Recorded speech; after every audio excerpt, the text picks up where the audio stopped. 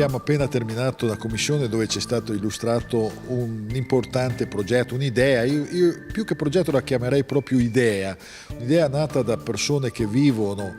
continuamente la realtà della sicurezza stradale, il bisogno che questa sicurezza stradale non sia solo fatta da parole, da fumo, da parole vuote, da frasi fatte. La necessità è veramente di offrire un'opportunità all'interno di un territorio, di creare un luogo dove si può effettivamente andare a creare dei momenti di aggregazione e di cultura di quello che è la sicurezza stradale e la cultura del piacere della guida, anche di un modo di conoscere quello che noi abbiamo in mano, che non è solo uno strumento per spostarsi, ma che è anche uno strumento di vivere le ore libere, di vivere il piacere di guidare. Quindi è un progetto che sicuramente va apprezzato. Come assessore alle attività produttive auguro che ci sia la possibilità di una continuità, che questo progetto raggiunga l'obiettivo che si è preposto,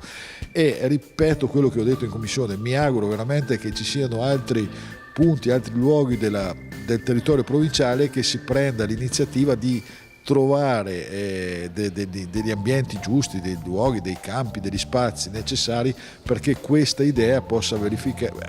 raddoppiarsi e possa moltiplicarsi, perché effettivamente credo che sia un'occasione da non perdere.